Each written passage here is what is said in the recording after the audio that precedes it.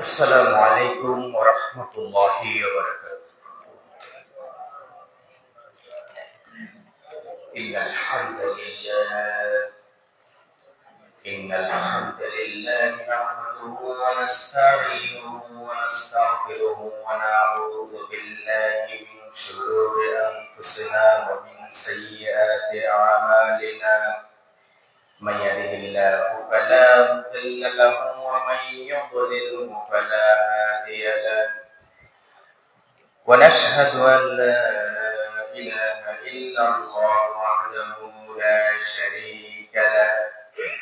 ونشهد أن سيدنا وحبيبنا ومولانا محمدا عبده ورسوله الذي أرسله بالحق بشيرا ونذيرا وداعيا إلى الله بإذنه وسراجا منيرا.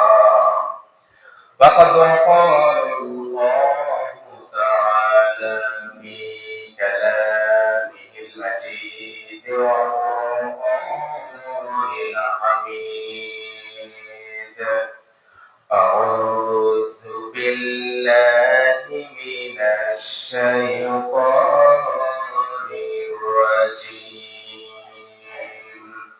بسم الله الرحمن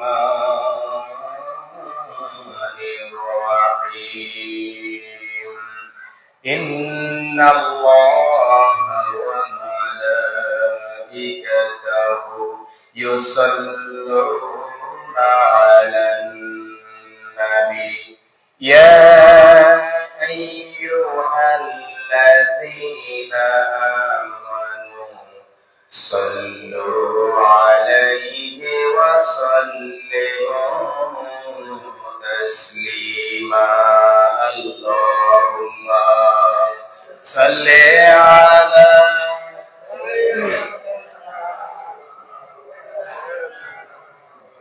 وعلى آل سيدنا مولانا محمد. اللهم صل على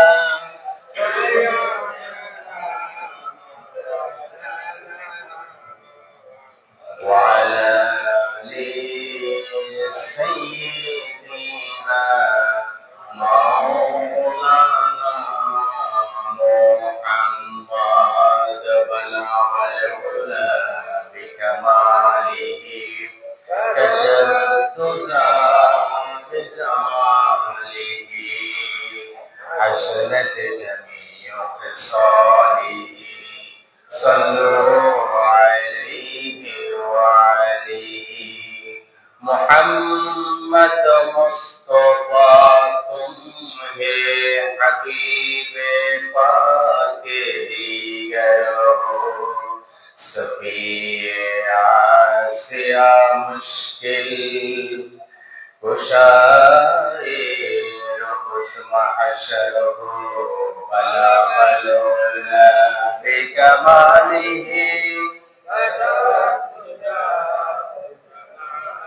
حسنت جميع خصاله. صلوا عليه وآله والحبيب الذي ترجى شفاعته لكل حول من الأحوال مقتحم. بلغ العلا بكماله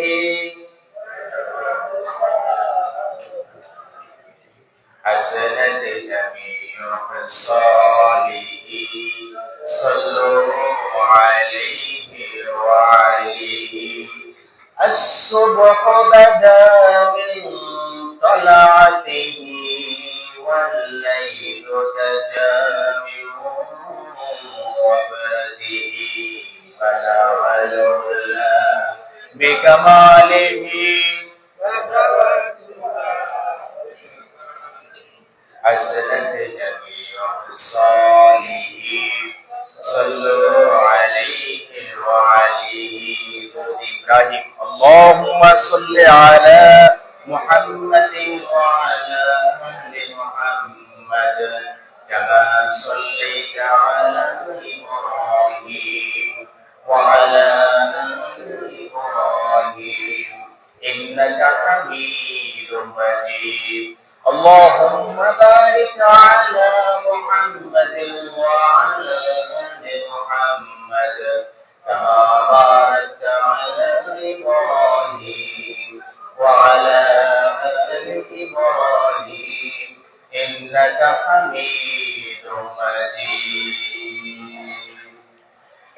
সকল প্রশংসার মালিক কে? আজকে আমাদেরকে মসজিদে সুস্থ শরীরে আসার তৌফিক দিয়েছেন কে? আজকে জুমাতুল ওয়েদা।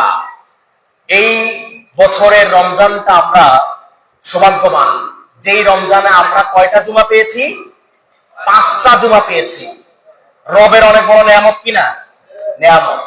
যে রব আমাদেরকে অনেক বছর পরে আবার এক রমজানে 5টা জুমার আল্লাহ তাআলা আমাদের নসিবে দিয়েছেন। যে মাবুদ আমাদেরকে একটা একটা একটা করে করে করে আজকে 30তম রমজানে সুস্থ শরীরে 30টা রোজা 30টা সিয়াম পালন করার তৌফিক দিয়েছেন, সেই রবের প্রশংসা, সেই রবেরই দেওয়া জবান দিয়ে, কণ্ঠ দিয়ে আমরা তাকে শুনিয়ে দিই। আমরা সকলে বলছি আলহামদুলিল্লাহ। প্রিয় মুসল্লি ভাইরা, আজকে আমরা আলহামদুলিল্লাহ আজকে একেবারে রমাদানের শেষ দিন উপনীত হয়েছি। আগামীকালকে আল্লাহ তাআলা যদি আমাদেরকে হায়াতে বাঁচিয়ে রাখেন, তাহলে রমাদান পরবর্তী রোজাদারের জন্য, শুধুমাত্র রোজাদারের জন্য যে খুশির দিন, ঈদের দিন, সেই ঈদের দিন উদযাপনের জন্য আমরা প্রস্তুতি নিচ্ছি, ঠিক কিনা? তো প্রিয় ভাইরা আমার, আল্লাহ তাআলা যদি আমাদেরকে হায়াতে বাঁচিয়ে রাখেন, তাহলে আগামীকালকে ইনশাআল্লাহ আমরা ঈদগাহে সবাই একত্রিত হব। তো প্রিয় ভাইরা, আজকে জুমাতুল ওয়েদা, শেষ জুমা। এই রমজানে আর আমরা জুমা পাবো না। আল্লাহ তাআলা যদি আমাদেরকে হায়াত দারাজ করেন, হায়াতে যদি বাঁচিয়ে রাখেন, তাহলে আগামী 1 বছর পরে আবারও আমরা রমজানের জুমা পাবো, ঠিক কিনা? তো জুমাতুল ওয়েদা আসলে একটা একটা করে প্রত্যেকটা রমজান আমাদের কাছ থেকে বিদায় নিয়ে গেছে। যারা মুমিন তাদের ভেতরে হাহাকার শুরু হয়ে গেছে, আর যারা বেঈমান তারা খুশিতে আত্মহারা হয়ে গেছে, ঠিক কিনা? তারা চিন্তা করতেছে পুরো 1 মাস কেমনে যে না খাইছিলাম, উপাস ছিলাম, কত কষ্ট হয়েছে, না খাইছিলাম, পানির পিপাসায় ছিলাম, পেটের ক্ষুধায় কত কষ্ট পেয়েছি। এরকম বেঈমান যারা, তারা খুশি হয়ে যাবে আগামী কালকের পরে এই মুসিবত আর নাই, ঠিক কিনা? কিন্তু যারা মুমিন, যাদের হৃদয়ে আল্লাহর ভয় আছে, যাদের অন্তরে আল্লাহর ভয় আছে, তাদের ভিতরে ইতিমধ্যে হাহাকার শুরু হয়ে গেছে। হায় হায়, রহমতের মাস, নাজাতের মাস, মাগফিরাতের মাস হারিয়ে ফেলছি। আর আবার যদি আল্লাহ তাআলা 1 বছর হায়াতে বাঁচিয়ে রাখেন, তাহলে এই কপালে জুটবে, ঠিক কিনা? এই জন্য হাদিসের মধ্যে নবী করিম সাল্লাল্লাহু আলাইহি সাল্লাম বলছেন, ঈদ হচ্ছে, মানে ঈদটা হচ্ছে কোন ধরনের মানুষের, আমি নবীর কাছ থেকে শুনে নাও। আল্লাহ রাসূল সাল্লাল্লাহু আলাইহি সাল্লাম বলছেন, ঈদুল লিল আবরার, ঈদুল লিল আবরার ওয়া ঈদুল লিল ফুজ্জার। ঈদুল লিল আবরার ওয়া ঈদুল লিল ফুজ্জার। আল্লাহ তাআলা রাসূল বলতেছেন যে যারা নেককার, যারা রোজাদার, যারা আমলে সালেহ করে, যারা ভালো কাজ করে, এদের জন্য হচ্ছে খুশি। সুবহানাল্লাহ বলেন। এদের জন্য হচ্ছে কি? খুশি, মানে ঈদ। এদের জন্য হচ্ছে কি? ঈদ। আর ওয়াঈদুল লিল ফুজ্জার, আর যারা বেঈমান, যারা নাফরমান, যারা সবসময় গুনাহ করতে পছন্দ করে, যারা ভালো কাজ করতে পছন্দ করে না, গুনাহের কাজ করতে যারা পছন্দ করে, এদের জন্য হচ্ছে ধমক। নাউজুবিল্লাহ বলবেন না? আপনার নবী আপনাকে বলতেছেন, ওই সমস্ত আমার উম্মতদের জন্য ঈদ হচ্ছে খুশি নয়, তাদের জন্য হচ্ছে আমি নবীর পক্ষ থেকে ধমক। আমি তাদেরকে ধমক দিচ্ছি, কিয়ামতের দিন আমি নবী তাদের কোনো জিম্মাদার হব না। তাহলে স্পষ্ট হয়ে যায়, রমাদান চলে গেছে, চলে যাচ্ছে। আজকে গতকালকে আমাদের থেকে তারাবি বিদায় নিয়েছে প্রথম, ঠিক কিনা? তারপরে ভোর রাত্রে সাহারি কি নিয়েছে? বিদায় নিয়েছে। এখন জুমাতুল ওয়েদা বিদায় নিচ্ছে। কিছুক্ষণ পরে আপনার ইফতার বিদায় নেবে। ইফতারের বিদায়ের মধ্য দিয়ে আপনার রমাদানের জোয়ার শেষ। মুমিনের ভিতরে কান্না সৃষ্টি হয়ে যাবে। মুমিন চিনতে তখনই পারবেন আপনি কি মুমিন নাকি নাফরমান, যখন দেখবেন এই সবকিছু বিদায়ের মধ্য দিয়ে আপনার ভিতরে করুণ সুর বেজে উঠেছে, আপনার হৃদয়ে কান্না করছে, আপনার অজান্তে আপনার চোখের পানি বেয়ে পড়ছে, তখন বুঝতে হবে this is the great symptom to become a believer. একজন ইমানদার হওয়ার জন্য এটাই হচ্ছে সবচেয়ে বড় আলামত। সুবহানাল্লাহ। আর যদি আপনার কাছে আনন্দ অনুভব হয় যে রোজা তো গেছে, কালকে যদি আবার ইচ্ছা মতো জন্মের খাওয়া খাইতে পারবো, ঠিক কিনা? ইচ্ছা মতো জন্মের খাওয়া খাইতে পারবো, এরকম যদি ভিতরে মানে মানসিকতা তৈরি হয়, তাহলে মনে রাখবেন সেই ব্যক্তি ইমানদার নয়। প্রিয় ভাইরা আমার, এরকম কিছু সিম্পটম রয়েছে আমাদের। তো হাজিরিন, সময় কম, কথা বেশি। আজকে যেহেতু জুমাতুল ওয়াদা, আজকে আপনাদের সামনে ইনশাআল্লাহ আগামীকালকে ঈদের খুতবা পূর্ববর্তী যে বয়ান আলোচনা, সেখানে আরো বিস্তারিত ওই সম্পর্কে বলবো ইনশাআল্লাহ। আজকে আমি আপনাদের জন্য খুতবাটা সাজিয়েছি। আমাদের এই যে একটা মাস রমজান চলে গেল, রমজান তো প্রতি বছর আসে আর যায়, কিন্তু আসলে এটার প্রভাবটা কি আমাদের জীবনে, এটার প্রভাবটা কি? আজকে ইনশাআল্লাহ আল্লাহ তাআলা যদি আমাকে তাওফিক দান করেন, কথা বলবো রমজান পরবর্তী ব্যক্তি এবং সামাজিক জীবনের শিক্ষা। রমজান পরবর্তী অর্থাৎ এই একটা মাস রমজান, এটা আপনাকে কি শিখিয়ে গেছে? আপনি কি সারাদিন এই একটা মাস শুধু শোবে সাদিক থেকে সূর্যাস্ত পর্যন্ত শুধু উপবাসী ছিলেন, শুধু এতটুকুই, নাকি এর ভেতরে অন্য কোন আধ্যাত্মিক কোন কোন শিক্ষা রয়েছে? তো প্রিয় ভাইরা, আসুন আমরা জানার চেষ্টা করি কোরআন এবং হাদিস থেকে। আমরা পয়েন্ট টু পয়েন্ট, একদম টু দি পয়েন্ট, টার্গেটেড আমাদের ব্যক্তি এবং সামাজিক জীবনে। আমি আগে বলেছি সময় কম, কথা বেশি, এজন্য আমি চেষ্টা করবো ইনশাআল্লাহ সময়ের মধ্যে শেষ করার জন্য সংক্ষেপে। তো প্রিয় ভাইরা আমার, আমাদের রমজানের কয়েকটা শিক্ষা রয়েছে। এর মধ্যে আল্লাহ তাআলা কোরআনে তো বলে দিয়েছেন যে লাআল্লাকুম তাত্তাকুন, যাতে করে তোমরা কি অবলম্বন করতে পারো, তাকওয়া অবলম্বন করতে পারো। আল্লাহ তাআলা রমাদান আপনাদেরকে এক মাস দিয়েছেন, যাতে করে এই রমজান থেকে পরবর্তী 11 মাসের জন্য আপনারা তাকওয়ার একটা অবস্থান আপনার ভেতরে সৃষ্টি করতে পারেন। সুবহানাল্লাহ। লাআল্লাকুম তাত্তাকুন, আল্লাহ লাআল্লাকুম কেন বলেছেন শুনেন। লাআল্লাকুম আল্লাহ তাআলা এই জন্য বলেছেন, আল্লাহ তাআলা একদম গ্যারান্টি দিয়ে আপনাকে বলেন নাই, এই জন্য যে যারা তাকওয়ার কাজ করবে এরা তাকওয়া লাভ করবে। সুবহানাল্লাহ। আর যারা তাকওয়ার কাজ করবে না, এরা তাকওয়া লাভ করবে না। এই জন্য আল্লাহ তাআলা লাআল্লাকুম বলেছেন। লাআল্লাহ আরবি গ্রামারে, আরবি ব্যাকরণে বা নাহু সরফের মধ্যে একটা কায়দা রয়েছে, অর্থাৎ এটা সরফের কায়দা। লাআল্লাহ, লাআল্লাহ যখন শব্দের মধ্যে আসে, তখন এটা ইংরেজি গ্রামারে হচ্ছে পসিবিলিটি বোঝায়, অর্থাৎ প্রবাবলি, মেবি, প্রবাবলি, মেবি। আর আরবি গ্রামারে হচ্ছে লাআল্লাহ। তাহলে আল্লাহ তাআলা এখানে এটা বাংলা অর্থ হচ্ছে সম্ভবত। অর্থ কি বলেন?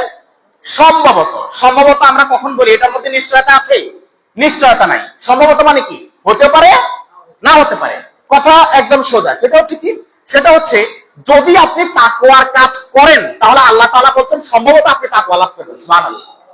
আর যদি আপনি তাকওয়ার কাজ না করেন, তাহলে আপনি তাকওয়া লাভ করবেন না। আপনার মালিক কোরআনের মধ্যে আপনাকে অপশন দিয়ে দিয়েছে যে তুমি তাকওয়া অবলম্বন করতেও পারো, নাও পারো।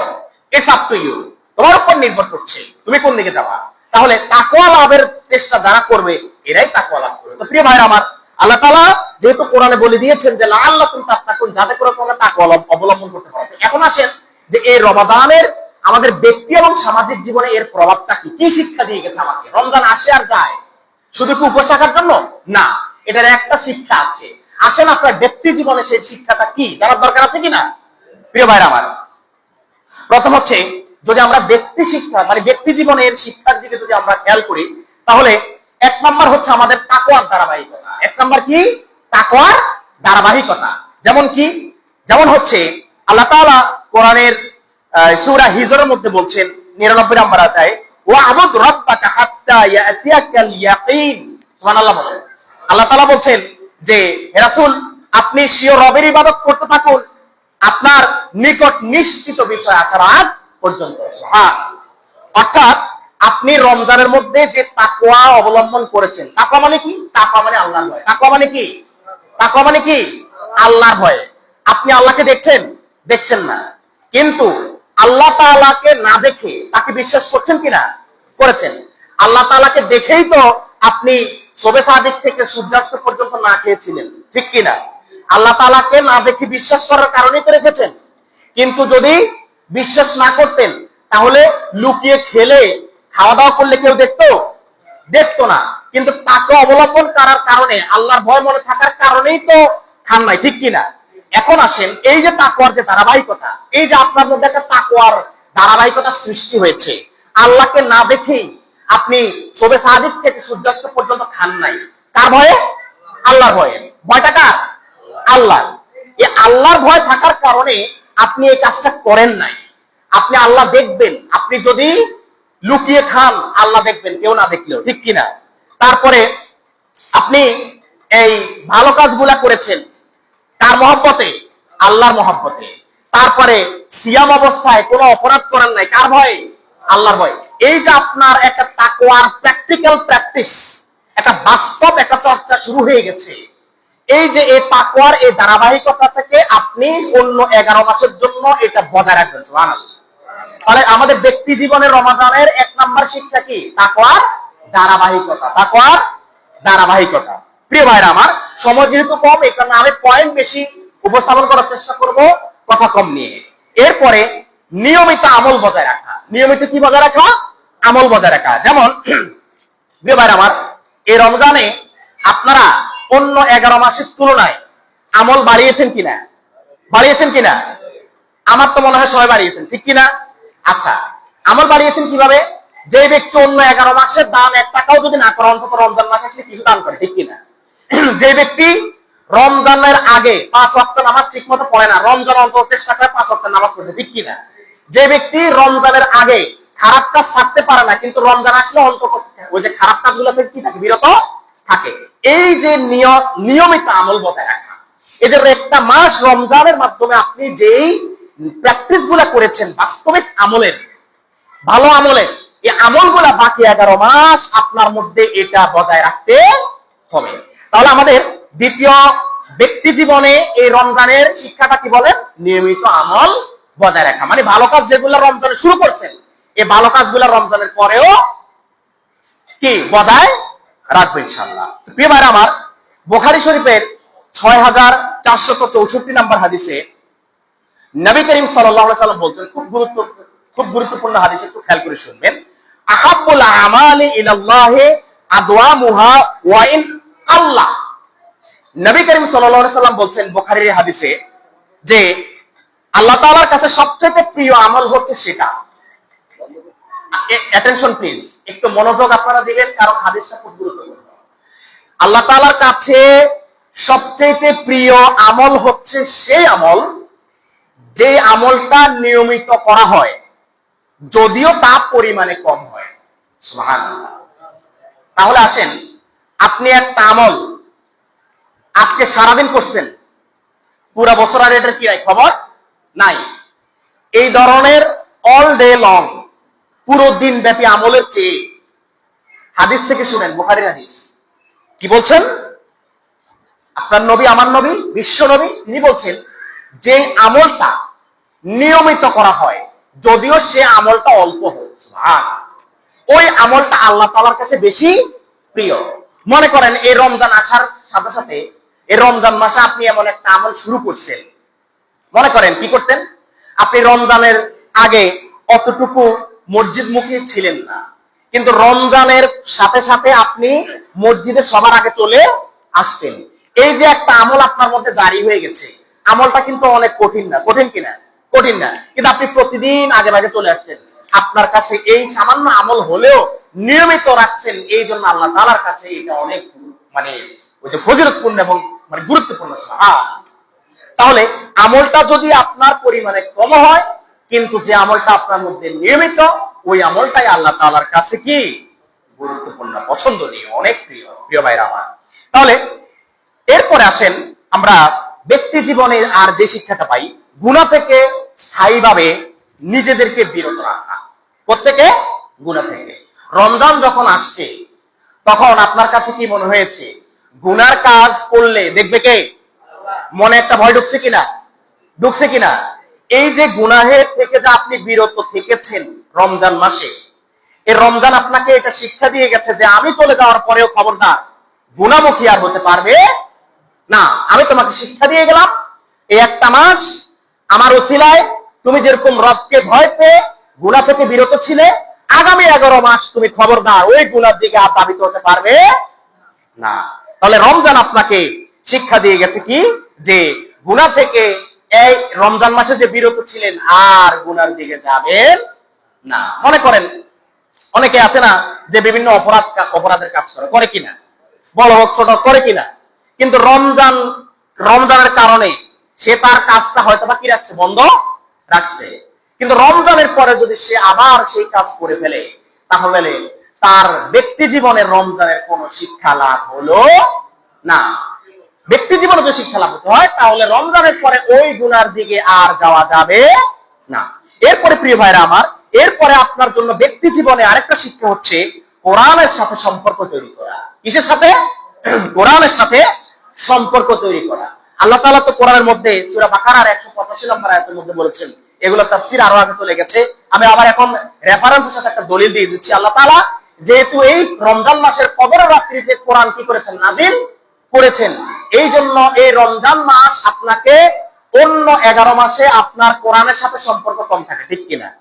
অনেক বাসায় দেখবেন রমজান আসলে একটু কোরআন তেলাওয়াত বেশি করে কিনা, কোরআনের কথা একটু বেশি শুনে কিনা? শুনে। এই যে সম্পর্ক কোরআনের সাথে, যে সম্পর্ক, এই সম্পর্কটা it should be extend all year long. এটা আপনার জন্য পুরো বছর বজায় রাখা, এটা আপনার জন্য উচিত হবে। তাহলে এই রমজান মাসে আপনি যে রোজাটা রেখেছেন এবং কোরআনের সাথে আপনার যে সম্পর্ক তৈরি হয়েছে, এই সম্পর্কটা এই 1 মাসের ওসিলায় বাকি 11 মাস এটাকে আপনি আপনার মনের মধ্যে ধারণ করবেন। প্রিয় ভাইরা আমার, তাহলে শাহরুর রমাদান আল্লাযী উনজিলা ফীহিল কুরআন, আল্লাহ তাআলা এই কোরআনকে কদরের রাত্রে কি করেছেন, নাজিল করেছেন। সুতরাং এই মাসের মধ্যে আপনার কোরআনের মহব্বত সৃষ্টি হয়েছে, বাকি 11 মাস এই কোরআনের মহব্বত আপনার দিলের মধ্যে পয়দা করে দিবেন ইনশাআল্লাহ। প্রিয় ভাইরা আমার, এরপরে আমাদের ব্যক্তি জীবনে আমাদের শিক্ষা হচ্ছে তাওবা এবং আত্মশুদ্ধি। তাওবা এবং আত্মশুদ্ধি। আল্লাহ তাআলা তাওবাকারীকে খুব পছন্দ করেন। বান্দা গুনাহ করবে, প্রিয় ভাইরা আমার, নবী করিম সাল্লাল্লাহু আলাইহি সাল্লাম বলছেন, যে তিরমিজির হাদিস বলছি, আল্লাহ রাসূল সাল্লাল্লাহু আলাইহি সাল্লাম বলছেন, সকল আদম সন্তান গুনাহগার। সকল আদম সন্তান কি? গুনাহগার। সকল আদম সন্তান। কোন আদম সন্তান যত বড় পিশাব বলেন না কেন, প্রত্যেক মানুষ আদম সন্তান বলতেই সে কি? গুনাহগার। আপনার নবী বলতেছেন, বিশ্ব নবী বলতেছেন, প্রত্যেক আদম সন্তান গুনাহগার। তবে উত্তম গুনাহগার হলো যে ব্যক্তি গুনাহ করার পরে তাওবা করে আল্লাহর কাছে ফিরে আসে। সুবহানাল্লাহ। তাহলে গুনাহগারও উত্তম হইতে পারে কিনা? কিভাবে? আপনি গুনাহ করার পরে তাওবা মানে হচ্ছে অনুশোচনা। তাওবা মানে কি? অনুশোচনা। আপনি আপনার ভুল স্বীকার করে আল্লাহ তাআলার কাছে সারেন্ডার করে আল্লাহ তাআলার দিকে ফিরে এসে আল্লাহ তাআলার কাছে যে গুনাহটা করে ফেলছেন এটার জন্য মাফ চেয়ে নেওয়াটাই হচ্ছে আপনার জন্য সবচাইতে উত্তম কাজ। তাহলে আপনার নবী বলতেছেন যে আমরা এখানে যারা আছি, আমরা সহ সারা দুনিয়াতে যত আদম সন্তান আছে, কোন আদম সন্তান গুনার বাইরে নয়। কিন্তু তিনি বলতেছেন যে ওই গুনাহগার সবচেয়ে আল্লাহর কাছে উত্তম, যে গুনাহগার গুনাহ করার পরে তাওবা করে আল্লাহ তাআলার কাছে আবার ফিরে আসে। সুবহানাল্লাহ। আর আল্লাহ তাআলা তাওবাকারীকে পছন্দ করেন। সুবহানাল্লাহ। আপনি যদি তাওবা করে আল্লাহ তাআলার কাছে ফিরে আসেন, আপনি যত বড় গুনাহ করেন না কেন, আপনি যদি আপনার ভুল বুঝে দিয়ে আপনি আবার শুধরিয়ে ফিরে আসতে পারেন, আত্মশুদ্ধি করে, সেলফ ক্রিটিক, আপনি যদি সেলফ ক্রিটিক হন, আত্মসমালোচক হন, তাহলে আপনি আপনার আত্মসমালোচনা করে যদি আবার ফিরে আসেন, তাহলে আপনার রব আপনাকে ক্ষমা করার জন্য ওয়াদা দিয়েছেন। এটা মনে করবেন না যে আপনার রব মনে আপনাকে ক্ষমা করবে না। না, আপনি যদি ভালো করে ক্ষমাকে চেয়ে, আপনি যদি তাওবা করে, যদি আত্মশুদ্ধি করে আপনি যদি ফিরে আসতে পারেন, তাহলে আপনার রব আপনাকে ক্ষমা করার জন্য ওয়াদা দিয়েছেন। সুবহানাল্লাহ। প্রিয় ভাইরা আমার, এরপরে আমাদের জন্য ব্যক্তি জীবনে আরেকটা শিক্ষা হচ্ছে নফল রোজা ও ইবাদত। নফল রোজা ও ইবাদত। নফল রোজা, মনে করেন এই একটা মাস আপনি যে রোজা রেখেছেন, সিয়াম পালন করেছেন, একটা প্র্যাকটিস হয়েছে না? একটা বাস্তব প্র্যাকটিস হয়েছে না? এটাকে মেডিকেল সায়েন্সের ভাষায় বলা হয় অটোফেজি। কি বলা হয়? অটোফেজি। এই অটোফেজি মানে হচ্ছে আমার সময় কম কিন্তু আলোচনা অনেক। আচ্ছা, আমি ওই টপিকে যাচ্ছি না, মেডিকেল সায়েন্সের ওই টপিকে যাচ্ছি না, হলে আমি আমার মূল আলোচনা শেষ করতে পারবো না। প্রিয় ভাইরা আমার, তাহলে নফল রোজা এবং ইবাদত, আপনি এই ব্যাপারে অনেক বেশি এই মাসে আপনার প্র্যাকটিস হয়েছে। এই কাজগুলো বাকি 11 মাস আপনাকে বজায় রাখতে হবে। যেমন কি রমজান পরবর্তী শাওয়াল মাস। কি মাস? শাওয়াল মাস। হাদিস শরীফ আসছে, রমজানের পরে যদি আমি মুসলিম শরীফের 1164 নম্বর হাদিস বলছি, রেফারেন্স। এই হাদিসে নবী করিম সাল্লাল্লাহু আলাইহি ওয়াসাল্লাম বলছেন, যে ব্যক্তি রমজানের পরে শাওয়াল মাসে 6টা রোজা পালন করলো, কয়টা? 6টা। আল্লাহ রাসূল বলতেছেন, তিনি ওই ব্যক্তি মনে হয় এমন হবে আল্লাহর কাছে যে সেই ব্যক্তি মনে হয় সারা বছর রোজা রেখেছে। তার মানে রমজানের 30 দিনের রোজার পরে আপনি যে শাওয়াল মাসে কয়টা রোজা রাখতে পারেন? এই 6টা রোজা আপনাকে ধারাবাহিক রাখতে হবে, শর্ত নয়। একেবারে টানা 1 2 3 এইভাবে গ্যাপ না দিয়ে আপনি রাখতে হবে এমন শর্ত নয়। শাওয়াল মাস 29 হোক আর 30 হোক, এই পুরো শাওয়াল মাসে যে কোনো 6 দিন যদি আপনি রমজানের পরে আবার সেই 6টা রোজা রাখতে পারেন, তাহলে আপনার এই রোজা রাখা আল্লাহ তাআলার কাছে গ্রহণযোগ্য হবে। আপনি যেন সারা বছর রোজা রাখছেন। আপনার রব আপনার জন্য অনেক বোনাসের ব্যবস্থা করে রেখেছেন। বোনাসগুলো আগে মাথায় ঢুকান, তারপরে প্র্যাকটিক্যালি আমল করেন। আল্লাহ তাআলা আপনাকে ক্ষমা করার জন্য বসে আছেন। আপনার গুনাহ যত উপরে হোক না কেন, আল্লাহ তাআলা আপনাকে বোনাস দিয়ে আপনার গুনার বোঝাকে কমিয়ে দিয়ে আপনার নেকের বোঝাকে আরো উঁচু করে দেওয়ার জন্য বসে আছেন। প্রিয় ভাইরা আমার, এই জন্য বোনাসগুলো আগে আমাদের ক্যালকুলেশনে আসতে হবে। আমরা তো আল্লাহ তাআলার দেওয়া বোনাস বুঝি না।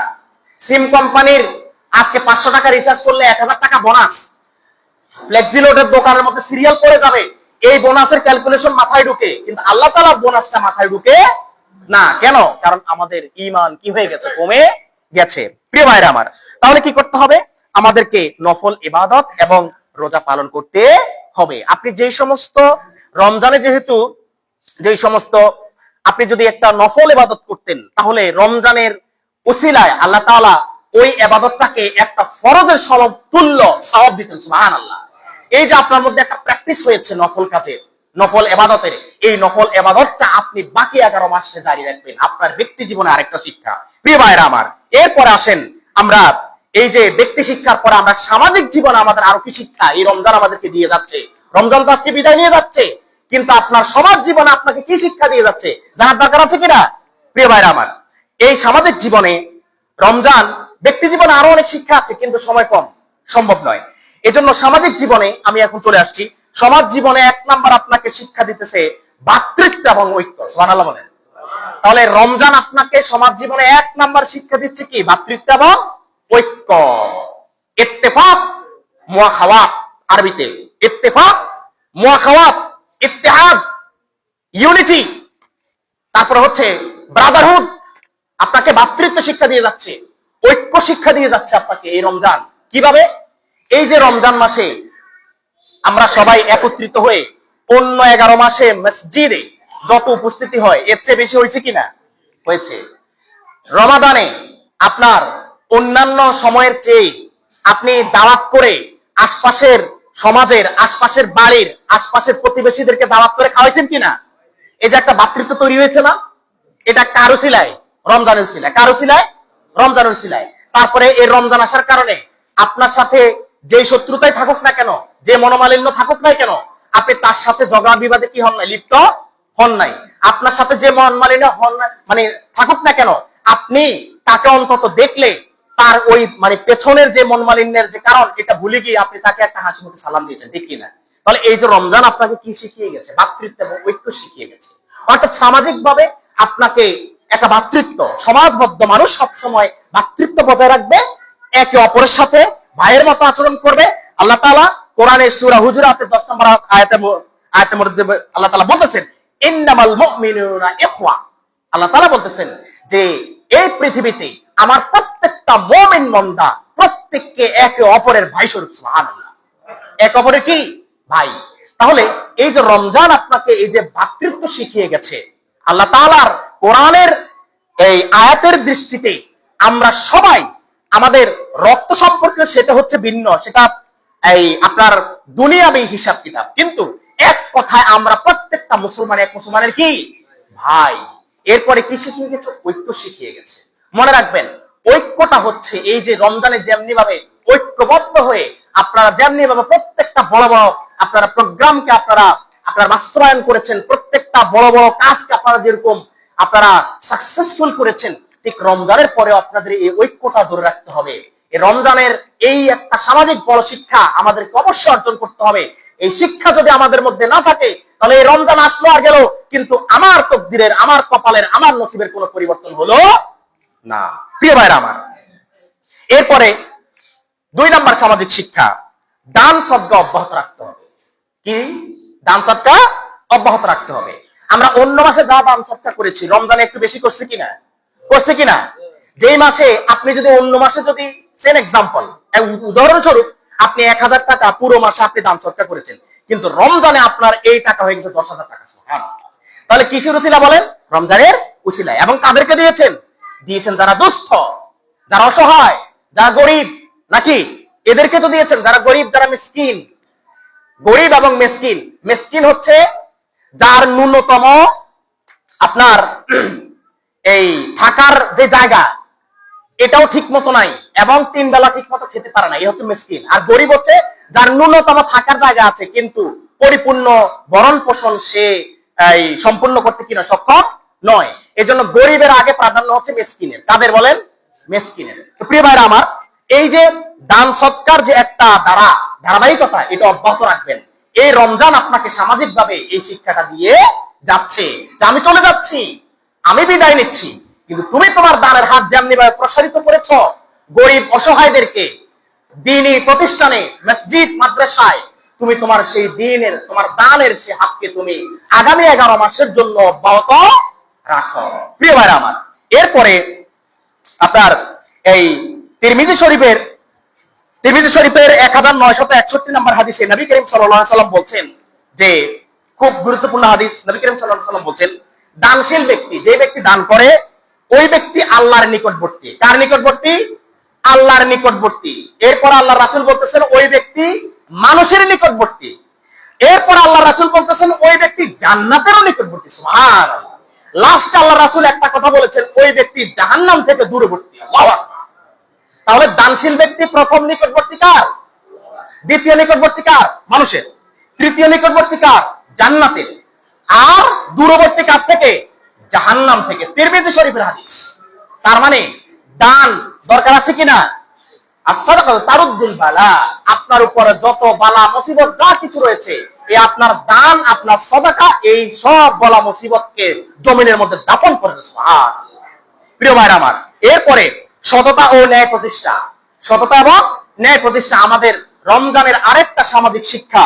এই যে সততা এবং ন্যায়ের যে প্রতিষ্ঠা, এটা আমাদেরকে রমজান শিক্ষা দিয়ে যাচ্ছে। এই রমজান মাসে আপনি কোন জায়গায় বিচার করার জন্য বসলে চিন্তা করতেন ন্যায় বিচার হচ্ছে কিনা, ঠিক কিনা? কিন্তু রমজানের পরে আবার চিন্তা করা যাবে না যে আমি অমুকের পক্ষ হয়ে অমুককে আমি জিতিয়ে দেবো, এরকম করে চিন্তা করা যাবে না।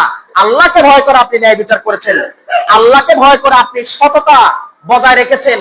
আপনার যে ডিস্ট্রিবিউশন, আপনার যে এই সামাজিক ভাবে যে সমস্ত আপনার টাকা বলেন, খাবার বলেন, যা কিছু বলেন, এগুলা যেরকম সততার সাথে যেভাবে আপনি বিতরণ করেছেন, ঠিক বাকি 11 মাসও আপনাকে এই শিক্ষাটা ধরে রাখতে হবে। প্রিয় ভাইরা আমার, আল্লাহ তাআলা বলতেছেন সূরা নাহলের 90 নম্বর আয়াতে যে ইন্নাল্লাহা ইয়া'মুরু বিল আদল, আল্লাহ তাআলা আপনাকে আমাদের সবাইকে নির্দেশ দিচ্ছেন যে ইয়া'মুরু বিল আদল, আল্লাহ তাআলা সব সময় আমাদেরকে ন্যায় এবং সততা, ন্যায় বিচারের জন্য আল্লাহ তাআলা আমাদেরকে নির্দেশ দিচ্ছেন। সুবহানাল্লাহ। এটা শুধু রমজান মাসের জন্য নয়, একদম 12 মাসের জন্য। রমজান মাস আপনাকে এগুলা বাড়তি একটা প্র্যাকটিসের ব্যবস্থা করে দিল। প্রিয় ভাইরা আমার, এরপরে চরিত্র এবং আচরণ। এই চরিত্র এবং আচরণ এটা হচ্ছে আমাদের রমজানের আরেকটা সামাজিক শিক্ষা, অন্যতম যে শিক্ষাটা আমরা আসলে ভুলে যাই, সবচাইতে বেশি ভুলে যাই মনে হয় এই শিক্ষাটা, ঠিক কিনা? রমজানের পরে সূরা ফুরকানে আল্লাহ তাআলা বলতেছেন যে বান্দার আচরণ কেমন হবে, আল্লাহ তাআলার আসলে সঠিক বান্দা কারা, আল্লাহ তাআলার সঠিক বান্দা কারা, তাদের আচরণ কেমন হবে। রমজান মাস আপনাকে চরিত্র এবং আচরণের ব্যাপারে, আপনার চরিত্র যতই খারাপ হোক, আপনি রমজান আসলে অন্তত আপনার চরিত্রকে একটু শুধরানোর চেষ্টা করেন, ঠিক কিনা? তারপরে আপনার আচরণ যত খারাপই হোক না কেন, রমজান আসলে একটু আচরণ সংযত করার চেষ্টা করেন, ঠিক কিনা? এই যে ধারাবাহিকতা, এটা আপনাকে রমজানের পরেও ঠিক রাখতে হবে। ওয়াইবাদুর রহমান, আল্লাহ তাআলা বলতেছেন ওয়াইবাদুর রহমান, ওরাই হচ্ছে রহমানের বান্দা। ইয়ামশুনা আলাল আরদি হাওনা, যারা সব সময় এই জমিনের মধ্যে বিচরণ করবে অত্যন্ত অমায়িক ভাবে। সুবহানাল্লাহ। ইয়ামশুনা আলাল আরদি হাওনা ওয়া ইযা খাতাবাহুমুল জাহিলুনা ক্বালু সালামা। আল্লাহু আকবার। এবং যখন কোনো মূর্খ ব্যক্তি, বেবুঝ ব্যক্তি, কাণ্ডজ্ঞানহীন ব্যক্তি, বদমেজাজি ব্যক্তি যখন তার সাথে কোনো ধরনের অন্যায় আচরণ করতে আসবে, তখন সে তার সাথে দ্বন্দ্বে না জড়িয়ে তাকে বলবে সালাম, শান্তি, হে ভাই তোমার জন্য আমার পক্ষ থেকে শান্তি, তোমার সাথে আমি ঝগড়া বিবাদে লিপ্ত হব না। কার কথা? আল্লাহর কথা। আল্লাহ তাআলার কাছে আল্লাহ তাআলার প্রিয় বান্দা হচ্ছে এরাই। তো প্রিয় ভাইরা আমার, এইভাবে আমাদেরকে রমজানের শিক্ষাগুলো বাকি 11 মাস আমাদেরকে বজায় রাখতে হবে। এবং সর্বশেষ আরেকটা কথা, সামাজিক শিক্ষা কথা বলেই আজকের খুতবা আমি শেষ করবো ইনশাআল্লাহ। সেটা হচ্ছে মসজিদের সাথে সম্পর্ক রাখতে হবে। রমজান চলে যাবে, মসজিদ ফাঁকা হয়ে যাবে, এমনটা যেন না হয়। রমজানের মধ্যে আপনার যেরকম একটা প্র্যাকটিস শুরু হয়েছে, আপনি সালাত আদায় করার জন্য, নামাজ পড়ার জন্য প্রত্যেকটা ওয়াক্ত মসজিদে আসার চেষ্টা করতেন, তার মানে এই নয় যে রমজান চলে গেলে আপনি আবার মসজিদ বিমুখ হয়ে যাবেন। মনে রাখবেন, রমজান মাস 1 মাস ফরজ, কিন্তু আপনার নামাজ 12 মাস ফরজ। সুবহানাল্লাহ। সুতরাং নামাজ ছেড়ে দেওয়ার কোনো সুযোগ আছে নাই। মসজিদমুখী হয়েছেন, এই মসজিদমুখীটা আপনাকে একদম আপনার আবেগটু আপনাকে বজায় রাখতে হবে ইনশাআল্লাহ। প্রিয় ভাইরা আমার, আর ঈদ কেন্দ্রিক যে সমস্ত বিষয়গুলো রয়েছে এগুলো আগামীকালকে বিস্তারিত খুতবায় বলবো। শুধু ঈদের কিছু সুন্নাত আপনাদেরকে আমি খুব দ্রুত একটু বলে দেওয়ার চেষ্টা করছি। যে ঈদের রাত্রে দুই ঈদের রাত্রে দোয়া কবুল হয়। দুই ঈদের রাত্রে কি হয়? দোয়া কবুল হয়। আল্লাহ তাআলা রাসূল বলতেছেন যে ব্যক্তি দুই ঈদের রাত্রে আল্লাহর সন্তুষ্টির জন্য ইবাদতের মাধ্যমে কাটিয়ে দেবে, সেই ব্যক্তির অন্তর কিয়ামতের দিন যখন সব অন্তরগুলা মরে যাবে, আল্লাহ তাআলা ওই সমস্ত অন্তরগুলাকে জিন্দা করে রাখবেন। সুবহানাল্লাহ। কারা? যারা ঈদের রাত্রেও আল্লাহ তাআলাকে ভুলে যায় না।